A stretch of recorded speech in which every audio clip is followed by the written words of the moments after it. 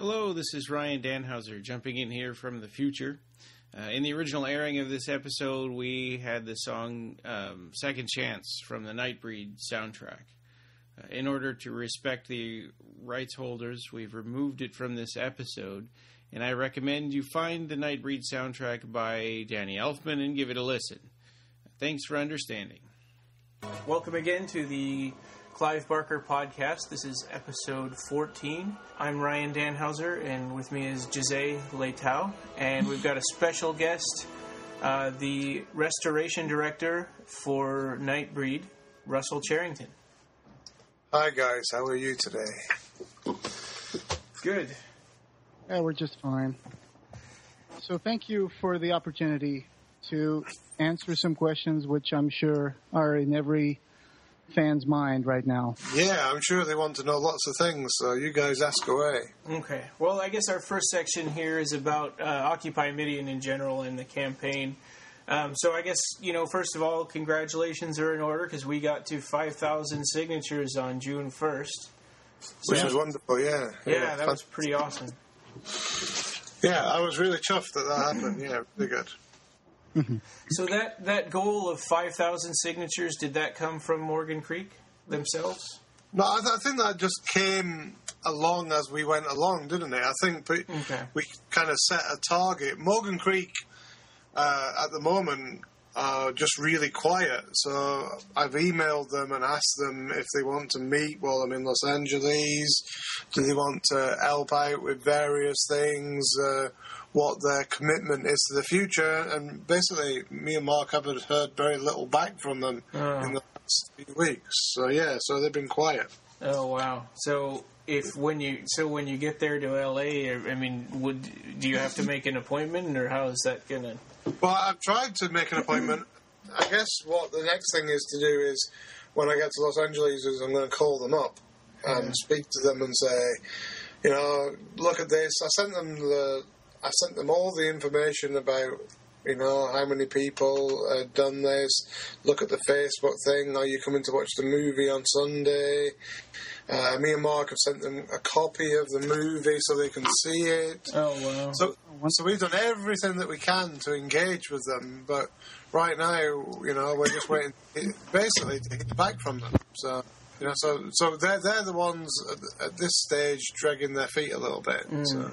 Yeah, I just hope, that they're going to get excited.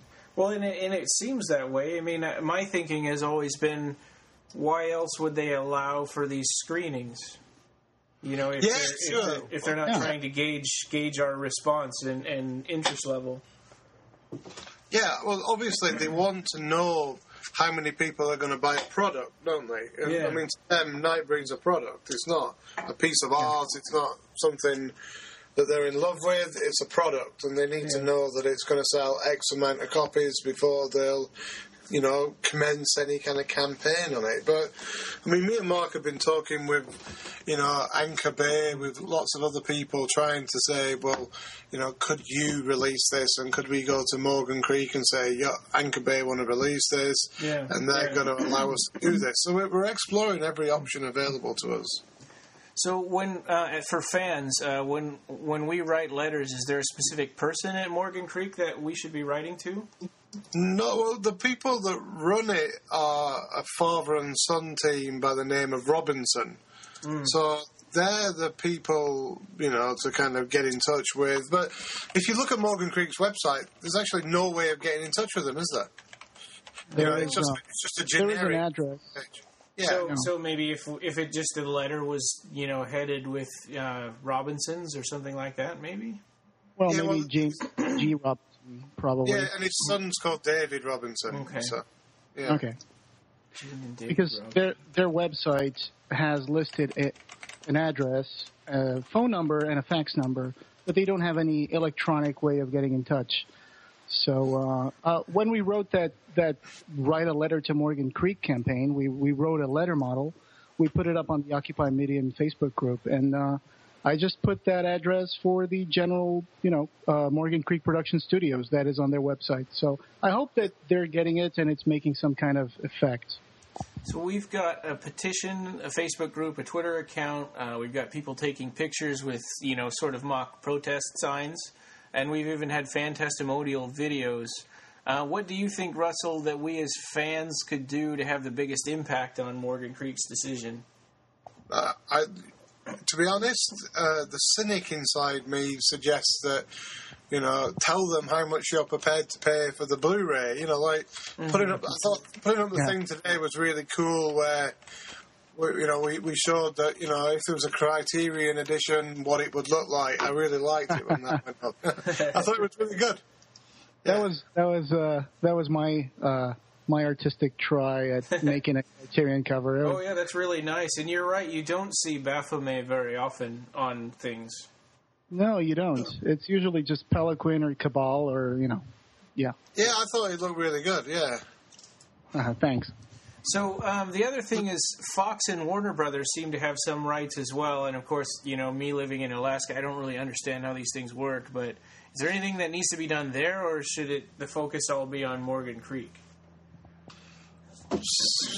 Well, I think, Morgan Creek, may be a little bit sensitive about all of this. So, and I think that they're looking at it and saying, well, hold on a minute, all these people are making this big noise. There's lots of things going on the internet. I mean, my hope is just that they'll come on Sunday, really, and see all those people in that room wanting to watch that movie, getting excited by it. Lots of people are coming, like John Skipp's coming, I've been talking to other people about attending. There are people that help with Nightbreed that live in LA that I'm sure want to come. Obviously, I'll talk to Clive when I see him and ask him if he wants to attend. Lots of people could have potentially been at that screening, and it's really exciting. Yeah. Okay. Yeah. Amazing. So if the people out there listening to the podcast, if you guys are living close to LA and you can take the time to go to the screening, please do so. The event is listed on the Occupy Midian Facebook group. It's going to be. Yeah, and I can attest to it's a really, really awesome experience. I mean, it's unbelievable. It was worth it for me. I flew 14 hours each way to see it, so definitely, which is a wonderful thing to do, and it was great to meet you there, and it was great for this thing to grow out of that simple screening in North Carolina in what could be perceived as being a kind of relatively small event. Look, if that event can get 5,000 plus people to be interested in watching that movie, you think, every other screening that we're going to have this year, and I spend every day, I'm looking at my computer now, and there's Dublin want to screen it. Two horror festivals in England are here.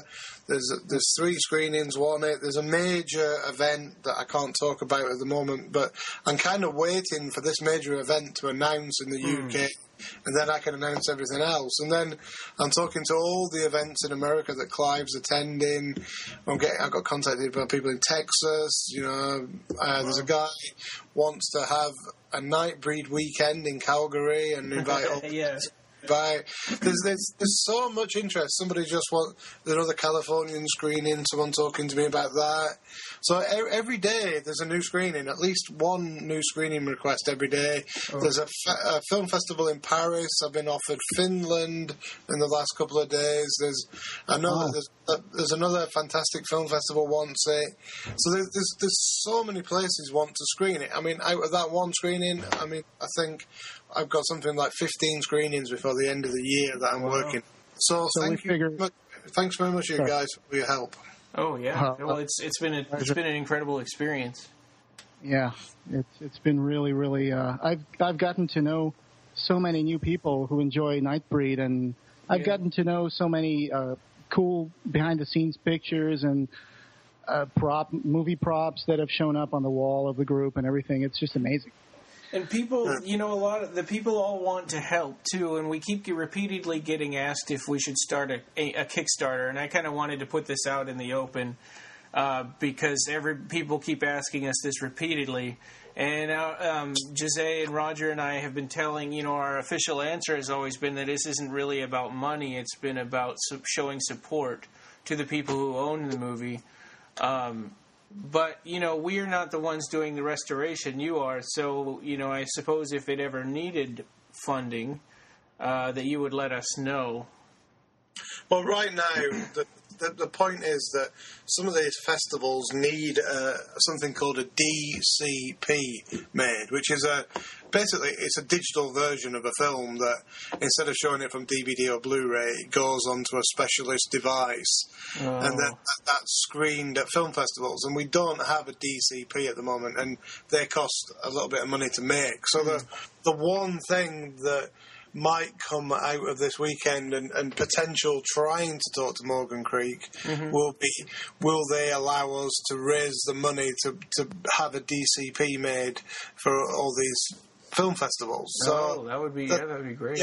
Yeah, that's one area, and then we could actually start to look at. I've had lots of things, lots of thoughts, but you get into this ground, and when it starts to involve money, it starts to become, interesting and difficult at the same time. And that, so far I've stayed away from that, because right now I know in my heart of hearts that if I walked into Morgan Creek and they just gave me 20 tins of film and said, Russell, leave with them, do what you want with them, but you've got to pay for it, I know that I could raise the money, because I know everybody would commit $20, $30 to have that film, and that would pay for the restoration. That's $100,000 right there, and that would allow us to do it. But it still belongs to Morgan Creek, so they've got to make a decision.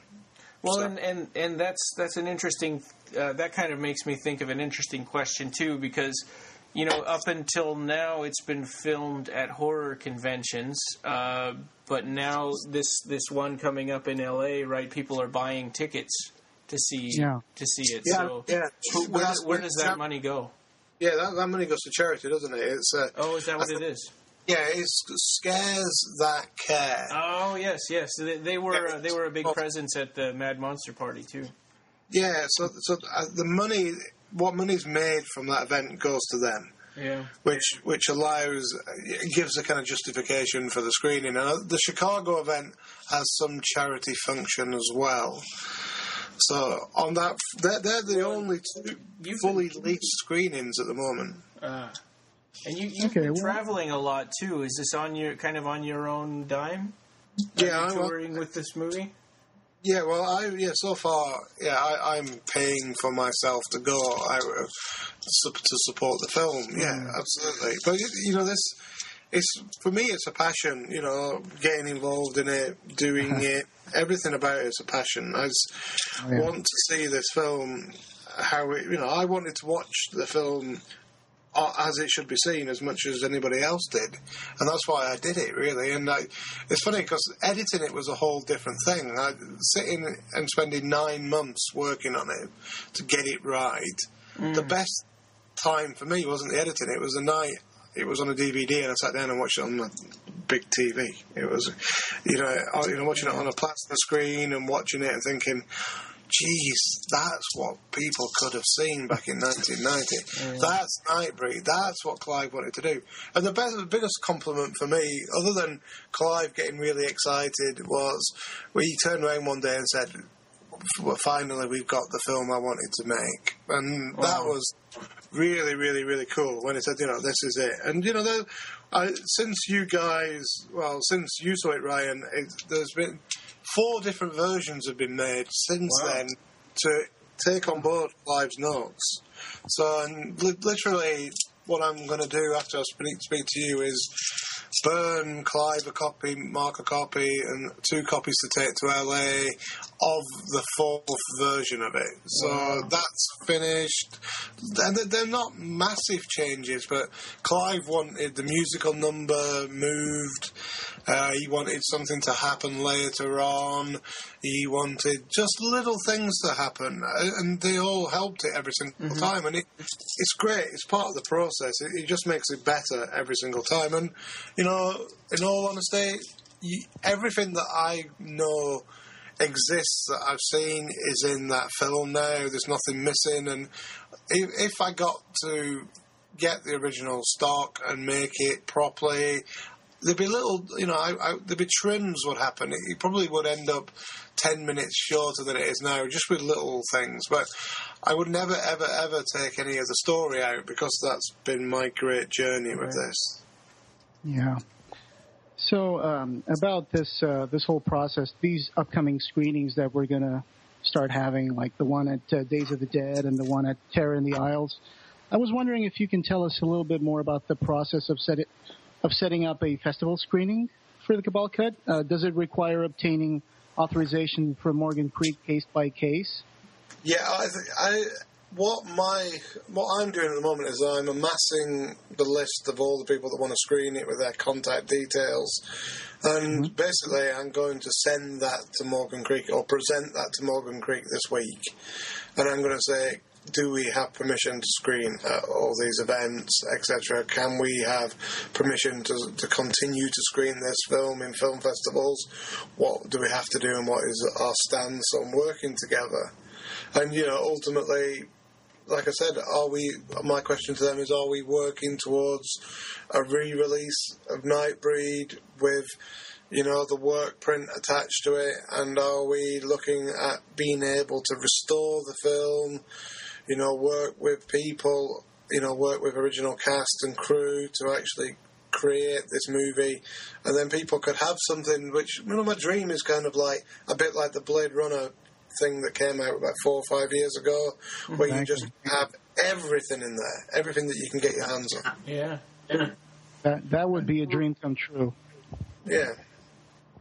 So that's my goal. But, right now, whatever happens here, and what I think everybody should realise that's supporting Occupy Midian is that even though right now we've got a film that's a composite of a DVD and 2 work prints, whether some of the quality goes towards VHS or not, the story is beautiful now, and the film is fantastic. And looking at it, and you look through the other bits of lapses in quality, you actually are seeing something that's wonderful and amazing. Mm-hmm.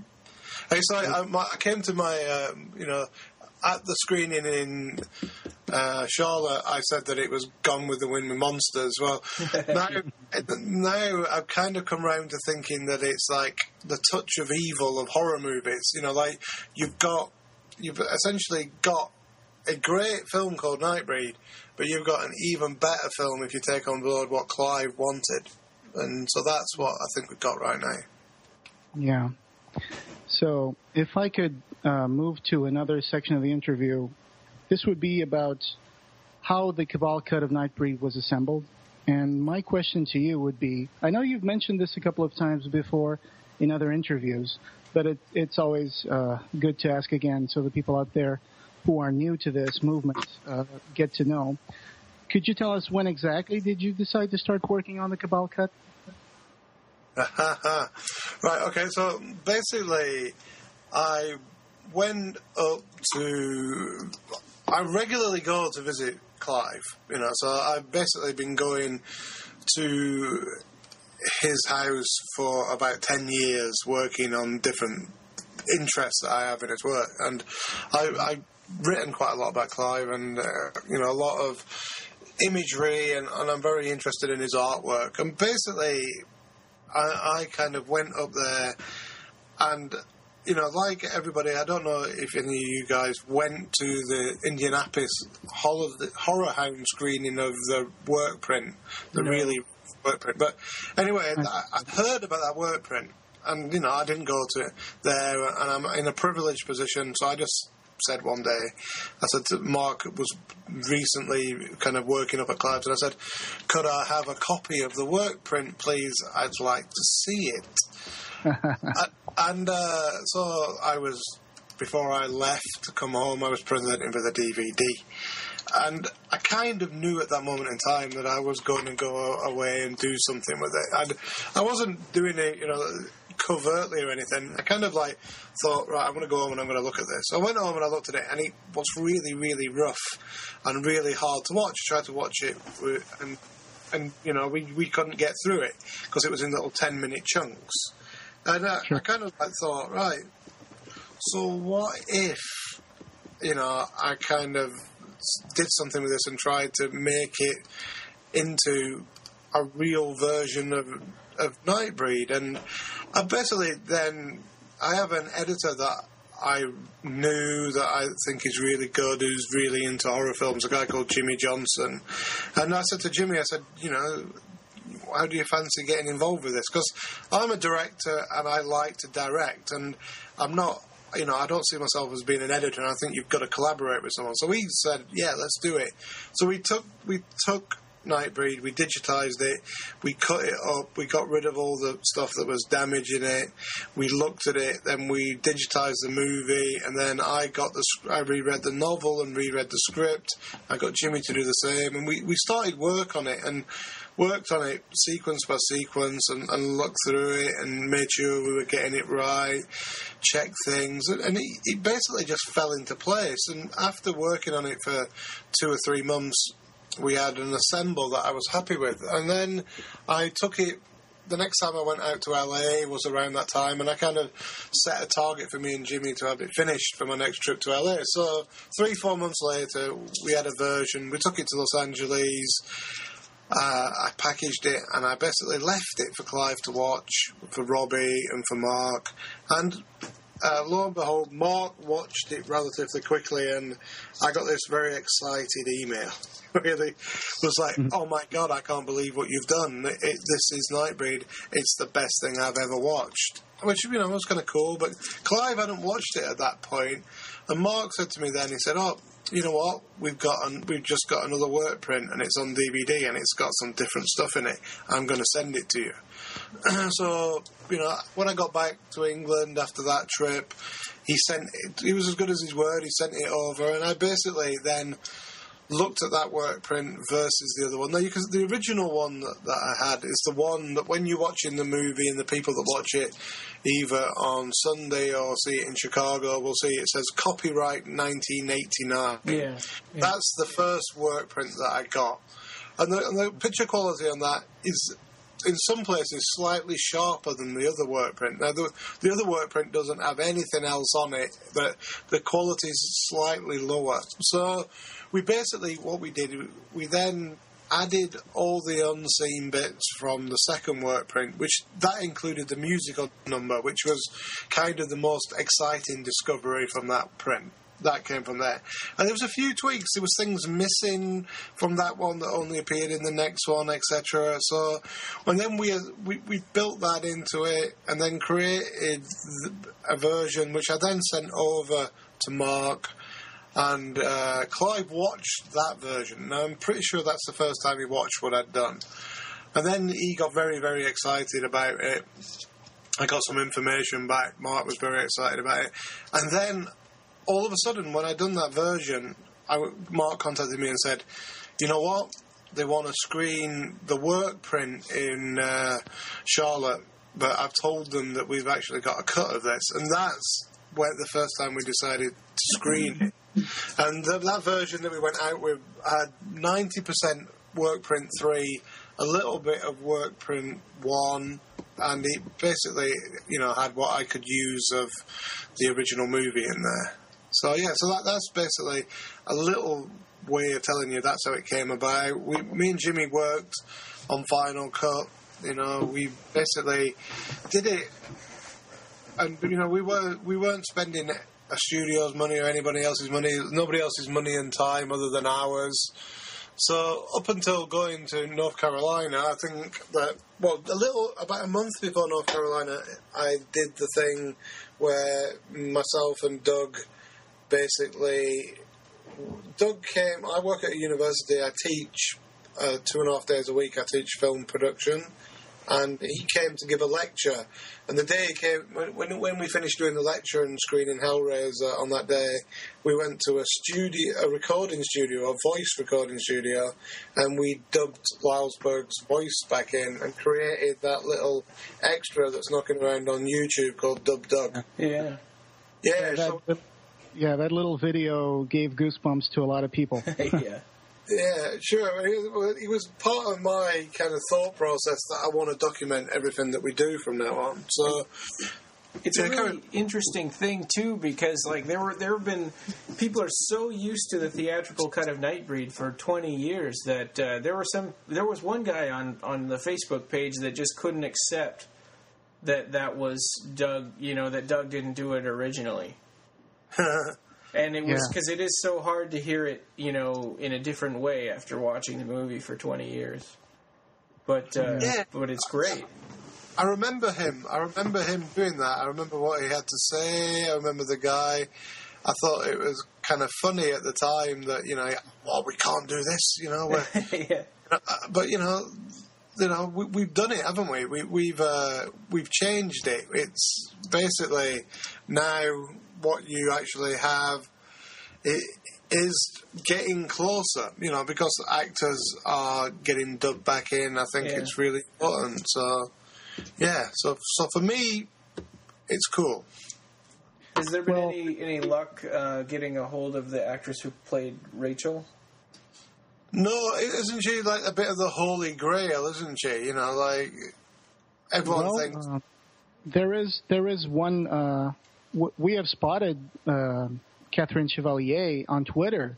There's this woman that her name is Catherine Chevalier on Twitter, and she says she had a 20-year career as an actress, and now she does yoga and stuff like that. So I'm going to send you the contact of this person, because I'm assuming it is Catherine Chevalier. She says she was an actress. She's in the UK.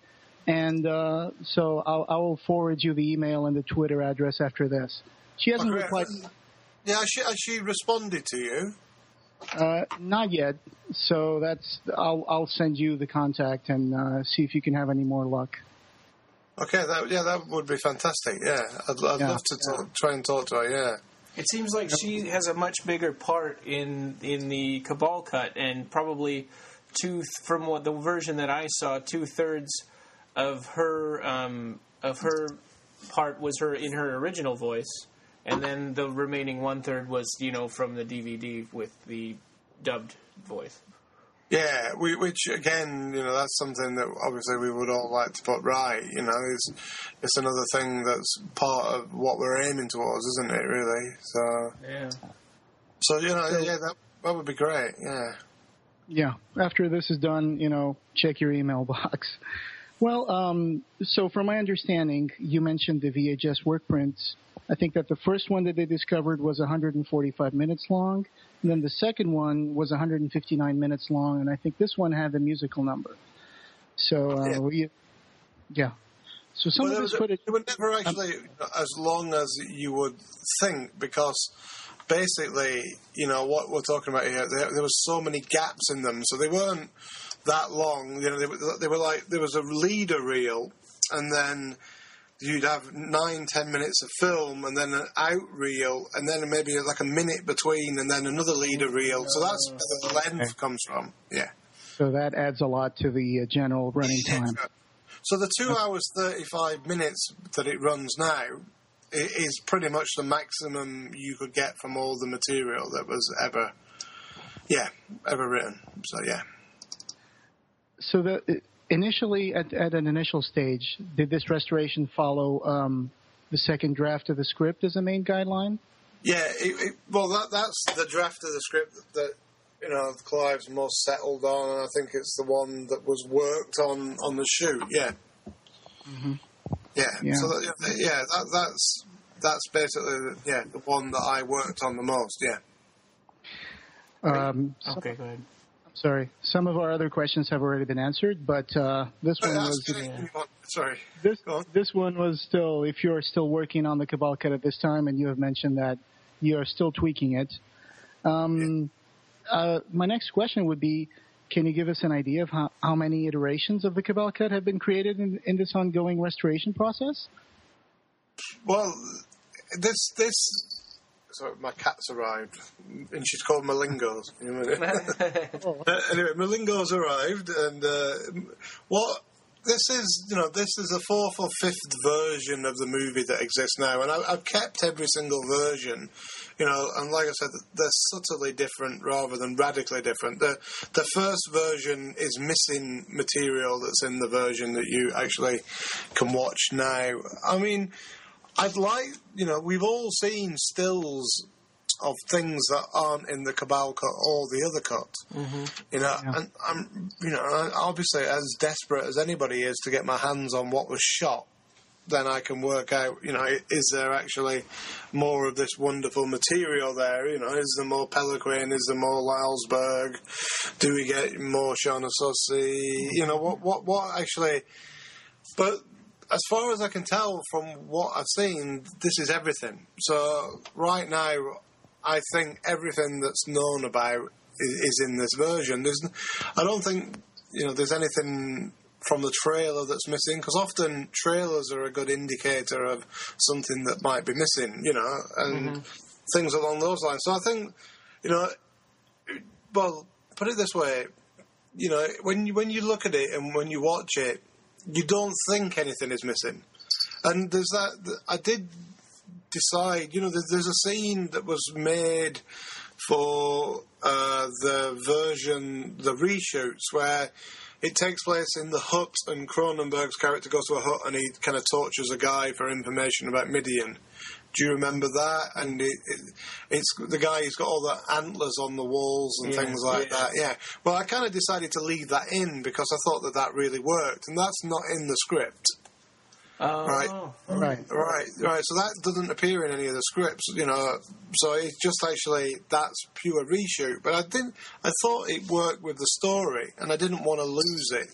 Yeah. So there was a decision made, and I kind of split it up, made it work around the new material, and I think it adds and it doesn't take away. There's one thing There's one thing that I've always played with in my head, and I'm maybe talk to Clive about it when I see him, but, I kind of, Decker gives himself away too soon. The bit where he's out at Midian and with Laurie, and Laurie runs back in, and, he pulls the mask off. And I've even been thinking about, could I get Decker to be unmasked in Midian?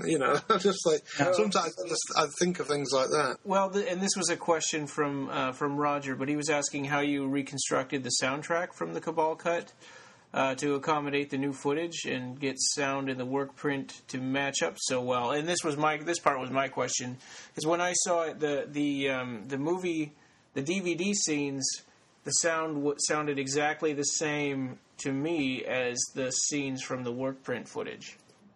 Yeah, like if I had my eyes closed, I wouldn't know which was which.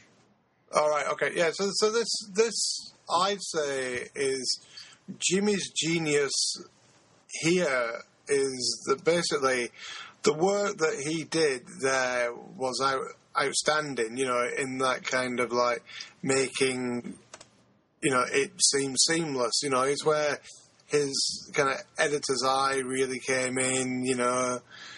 He just really did things, to a really high standard, and I just think, wow, he just matched it. I basically, we took the CD, we took all the music that was available, and basically, and that's how it ended up being that way. So, what you've got is everything that was available to us. There was nothing new dug out. It's just what we had. Yeah. So I think, I would always tip my hat to Jimmy and say, he did a wonderful job there. Yeah. And we added bits of music and things, and we found things that would work. So, we're lucky there, but, you can't make things that don't exist, you know what I mean? We've only got so much stuff, so... Yeah, so we tried just to work with it, really, and, and obviously if you guys were impressed by it, we did a reasonably good job, didn't we? Yeah, oh, definitely. Yeah. And so kind of going on to the website and Occupy Midian, is there a specific time or date when the website is going to be, have all of the features out?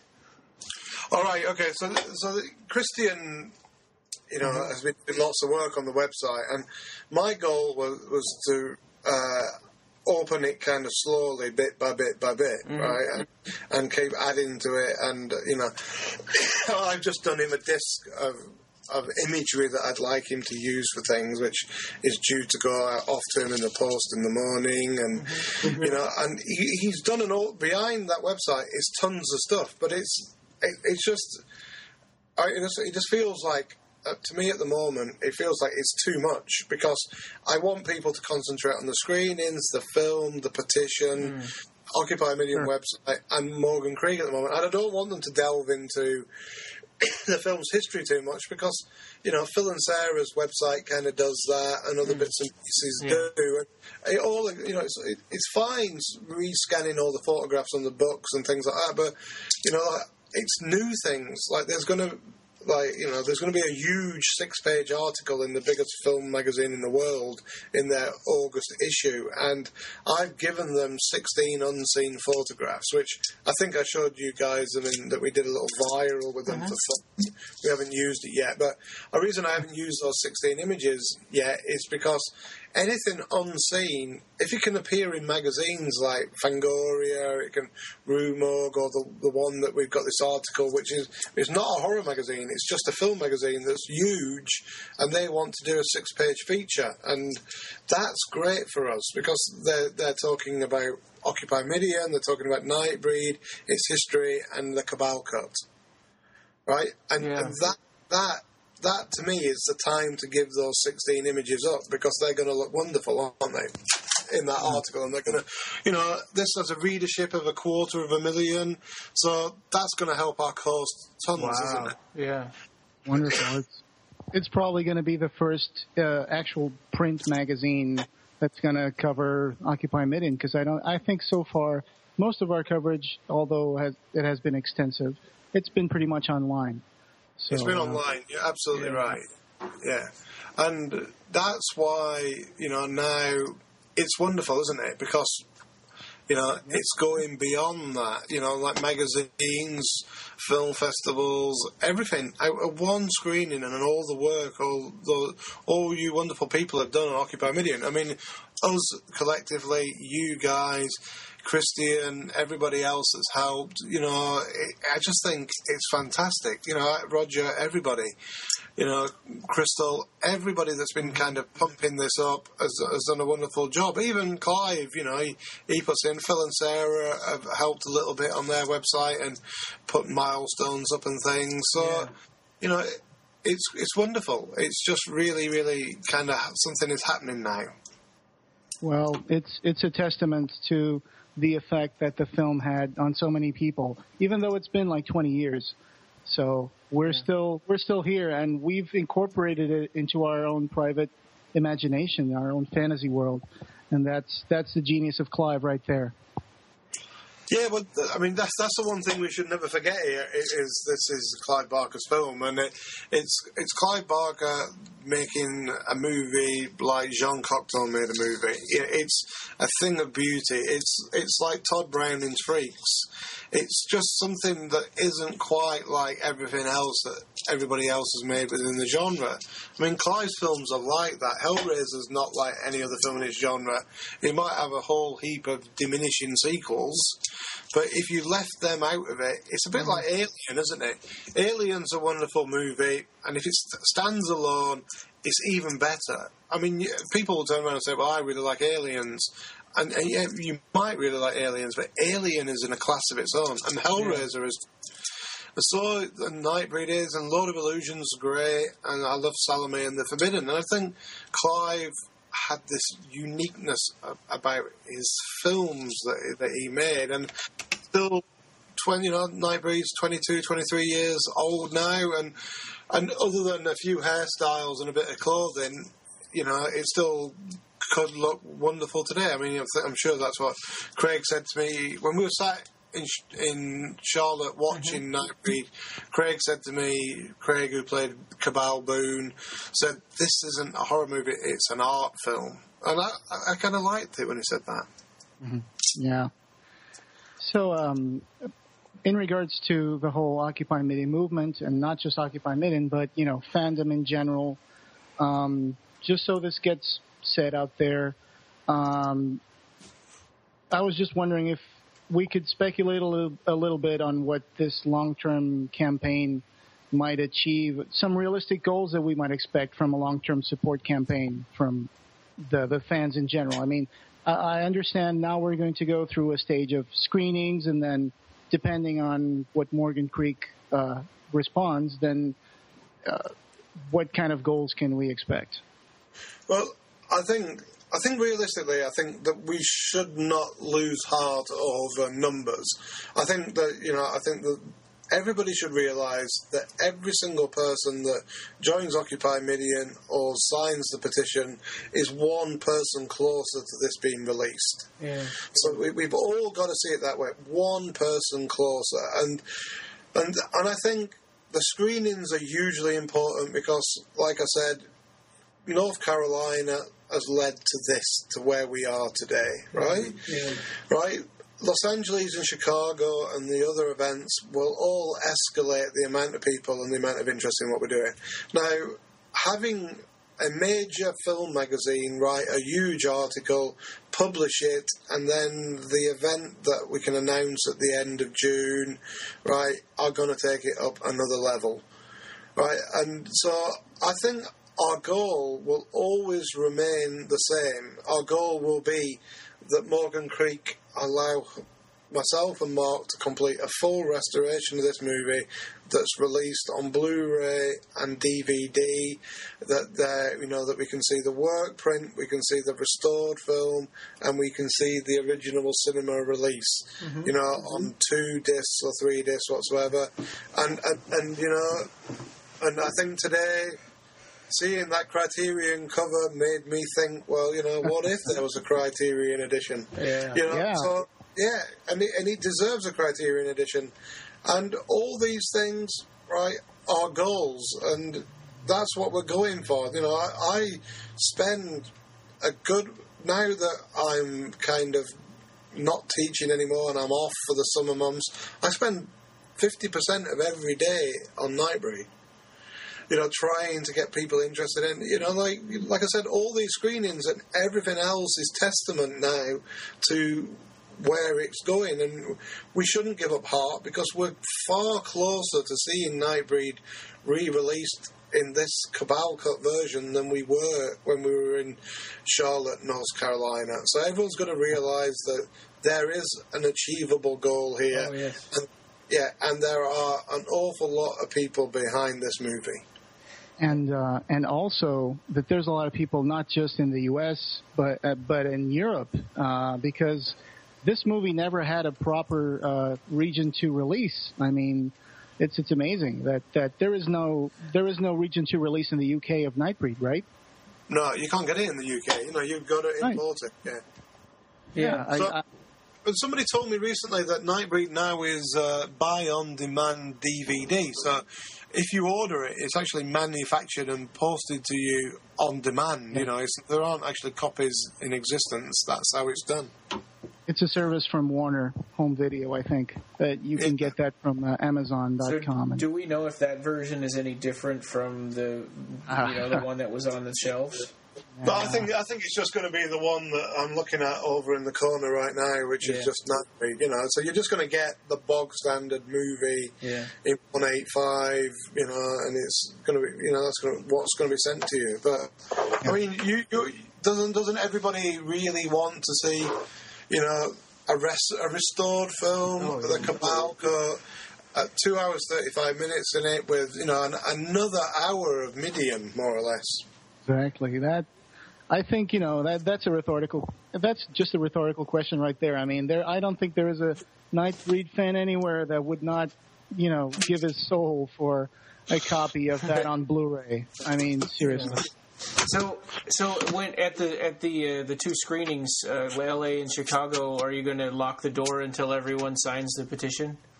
Yeah, well, that I'm going to be shouting out that that you should. No, you got to sign this. You got to support this. You got to help us make it happen. The only thing that makes me sometimes feel a little bit sad is when you get the odd detractor and says, well, the picture quality wasn't that fantastic. Well, and you kind of explain to them that that's all we've got. Yeah. Right? And without that, we don't have a movie. We just have Nightbreed, where kind of it doesn't end like it should. The onus towards the Nightbreed is completely wrong. It's actually trying to be a slasher movie and not being a slasher movie, and the wrong people are alive at the end, and it's kind of like a much confused movie, and you don't get Boone and Laurie's love story in Nightbreed, which is really, really, really sad. No, yeah, Laurie is a much better character in the Cabal cut than she was in the theatrical cut. I mean, in the theatrical version, she's mostly just chasing Boone around, and he's ignoring her. Yeah, that's it. And you don't get them, do you? You just don't get the relationship in the movie. It's like, what's going on between these two guys? Are they in love? They're not in love. What's going on? So, but hey, it's now. You do get that. You do get. I mean, Brian, you've seen it. Their last minutes of screen time are wonderful, aren't they? Yeah. Where you actually see them and what happens in the book happens. And then how we leave the Nightbreed is much more optimistic. Yeah. Yeah, and it kind of hints at a few, them having a future instead of just living in a barn or. Yeah. Yeah, they're not just a barn. Yeah. That's too fun. I'm just the one guy here that hasn't seen it yet, but I'm pretty sure that pretty soon I'll be able to catch a screening as they come along.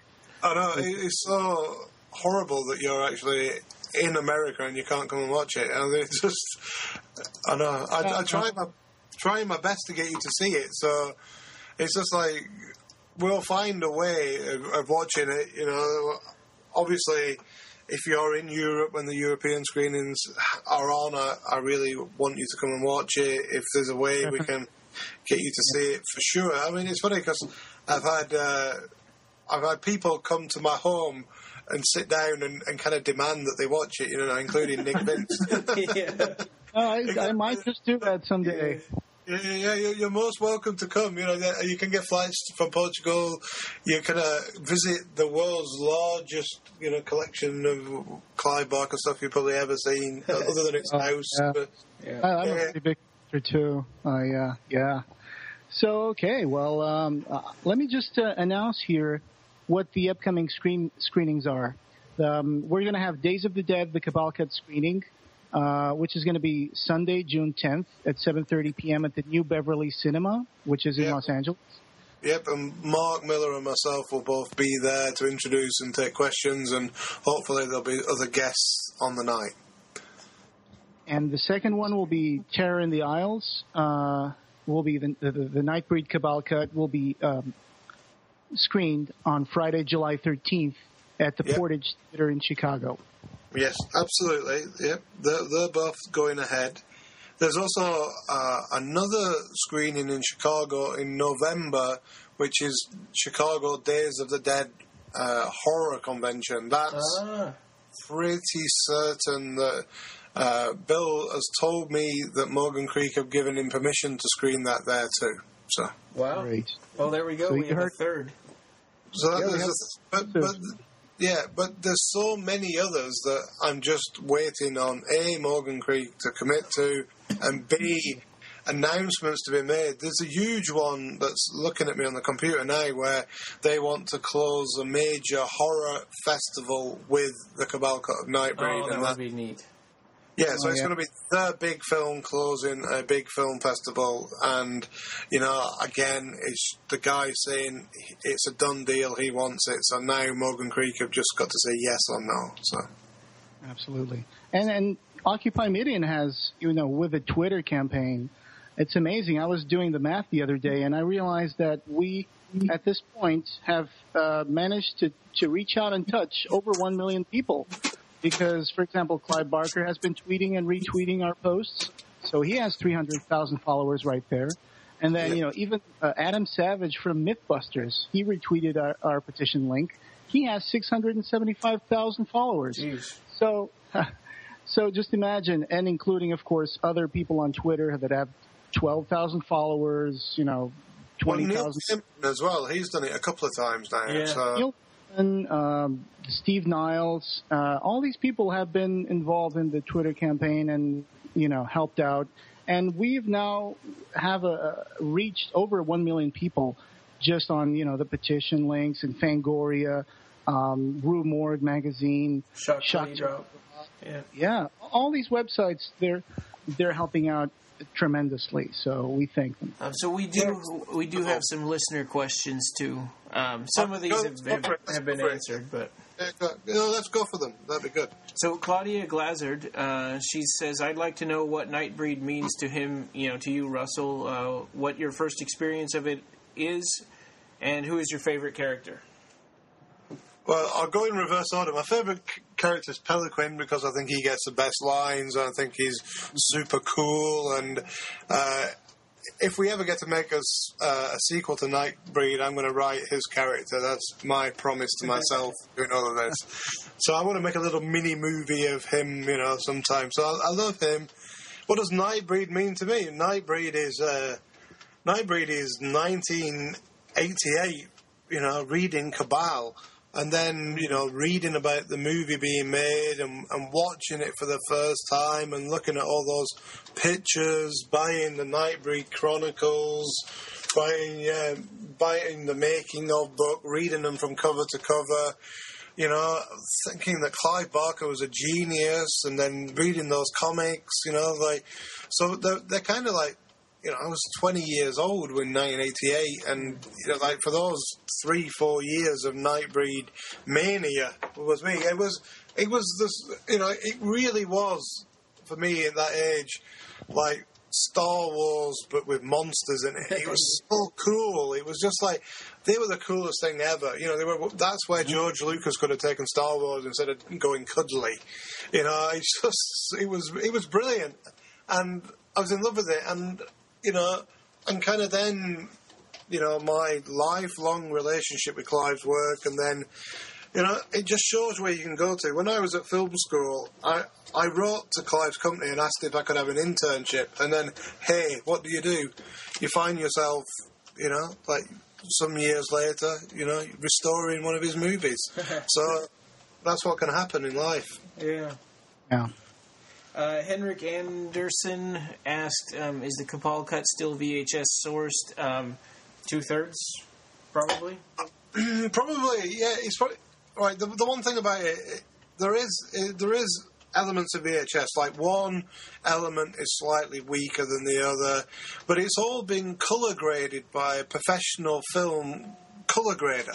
So we've actually worked that material to its highest possible quality. So it isn't just banged off VHS, and as I like to jokingly remark, it isn't porno quality. It's actually, we've done everything we can with that VHS footage. So, at the end of the day, it's as good as VHS is ever going to look. But yeah, some of it comes from VHS. There's nothing we can do about it right now, and there's nobody on this earth that wants to see it on 35mm film more than I do. Yeah, there's just one question I'd like to ask about that, which is it true? I think I read this, and this keeps coming up, but I just want to make sure this is real or not. Did you get to meet with Robin Vigeon, the original director of photography of Nightbreed? No. I have his contact, and he is supportive of the film.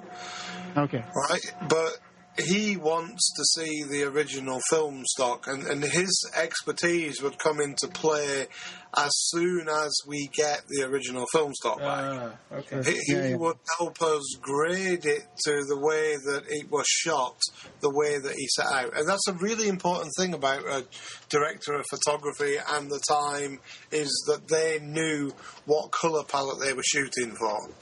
So Robin will get involved with this movie as soon as we get the stock from Morgan Creek. Wonderful. And Stephen Hayes, Sean Francis said, how long will it take to get to DVD and Blu-ray? So far, let's look at this realistically. It took nothing happened in 20 years, and since last summer to its screening in Charlotte was like top secret, and I kind of just did it, and then it's taken off now, and if I reckon if Morgan Creek gave me all the film stock tomorrow, it'd take 6 months to get to DVD and Blu-ray. So the day they give it to us, we're talking 6 months from there, and an allowance and a budget and a will to make this happen. It will take 6 months, I think. And actually that reminds me, when I first signed up to go see it in Charlotte, I thought, and I think probably everybody thought, it was the Horror Hound version. And it wasn't until later, and I had already had my tickets, that we find out, no, this is an actual, put-together version of the movie. And the Dub Dug video came out and kind of was, viral, at least amongst the fans. And it was that was incredible. It's wow, this is a lot more than I really expected. Yeah, and you know what? That little screening led to so much more. But no, it was never... I don't think Clive would have let anybody watch that version of it again. It just didn't play out that good, and it didn't work, and it really isn't a movie, and it's just it was just a rough thing, and even me, with all my patience and love, just thought to myself, I can make this look great, and ultimately, and I'm not making this up. I created the Cabal Cut of Nightbreed so I could see what the movie should look like, really. And I'd done 9 work just to watch it myself. And I am that kind of serious about it. And, I am incredibly proud of it. I'm proud of all 4 versions of it. I'm proud that we're talking about it tonight. I'm proud that Clive Barker gave me restoration director credit. It's his movie, but he said the movie belongs to me and Mark. He wants us to do this stuff for it, and he gives us these credits, which I think is wonderful and kind. And I'll never ever claim that it's my movie. It's Clive's movie. I've just repaid him for all his kindnesses to me over the years. Yeah, about the Horror Hound screening, I do remember, I was not there, of course, but I followed it so closely that I understand that really it was so rough that, from what I've heard, every 30 seconds someone would just get up and walk out of the room, and at one point they were moving stuff for a music concert they were going to have from the room as the movie was going on. Oh, geez. And one of the speakers actually got disconnected as they were doing that. So it was an experience that only hardcore fans really enjoyed, I guess, like you said. Yeah, and you know what? The Charlotte screening wasn't helped by a crap projector. Oh my God! Yes. Right. That kind of basically kept flaking out. Every time there was an explosion or a loud noise, then we would see the desktop of the computer that was playing the DVD. And then the guy says to me afterwards, he says, "Oh, it's just a flaw with it," and I'm like, "What?" Oh, with the DVD? No, not the DVD.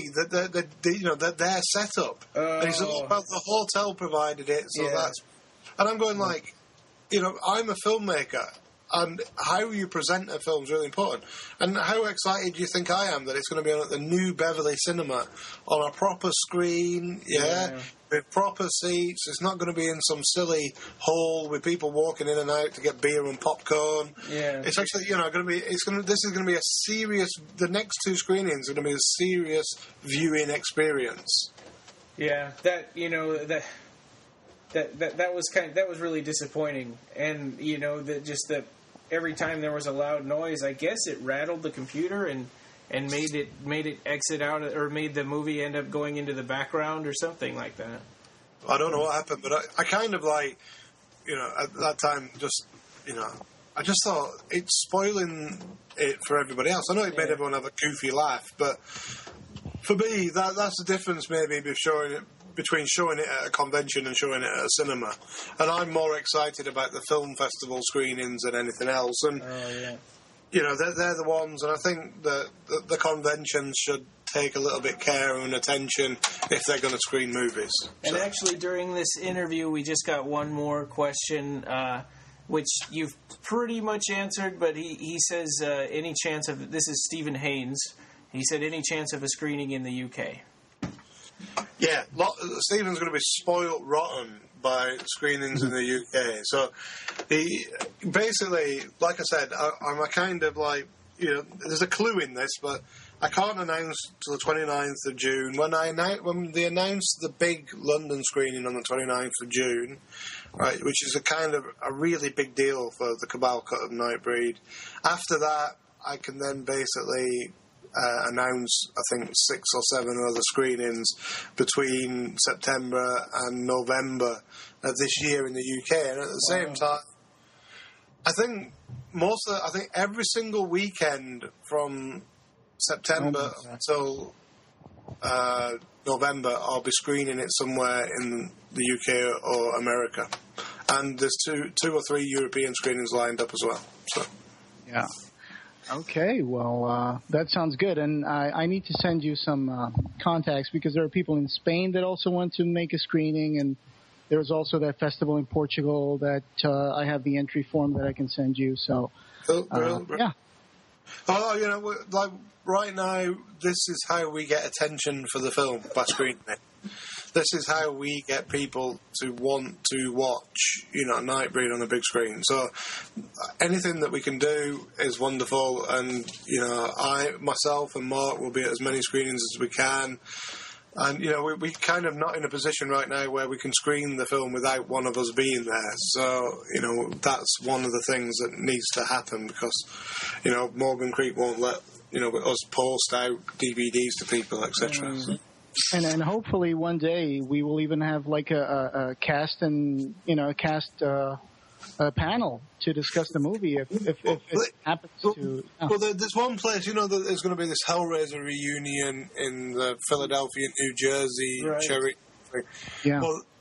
Well, right now that's one of the places that we're trying to show the movie because if you think about it, if Craig and Anne turn up, there's an awful lot of Nightbreed people there. Anne Clive's there. I'd be there. Mark would be there.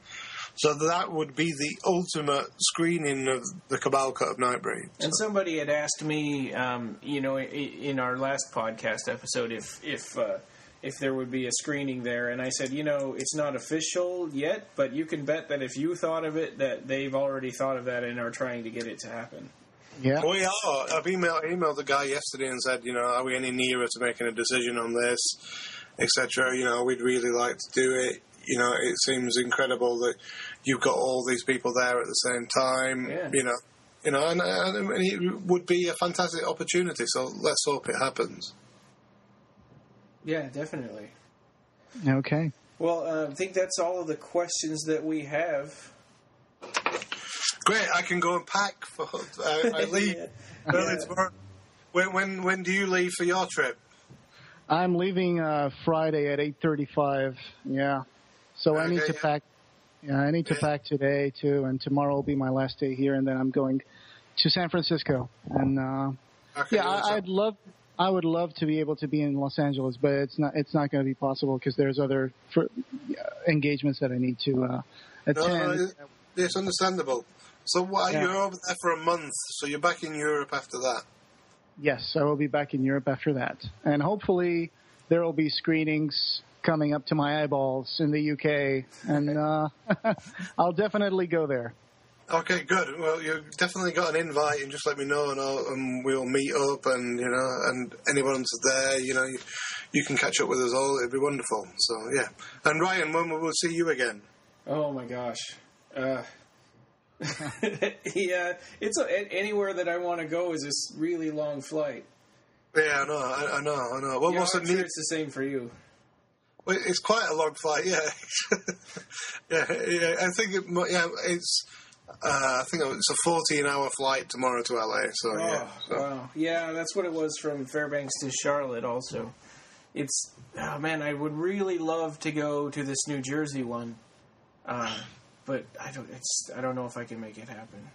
Well, that one's a good one for you because there's so many people you could interview that you could probably fill, 6 weeks of these things. Yeah, exactly. Yeah, we'd have the episodes covered for at least a couple of months. Yeah. So you could, if only this paid money, you could justify it as a business expense. But I know. Yeah.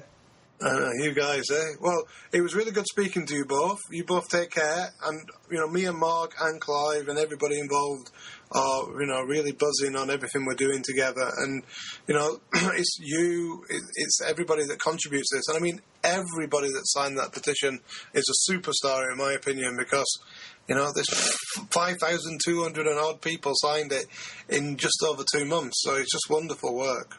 I know. Okay, well, thank you for taking the time to be a guest of the Clive Barker podcast, and have a great trip.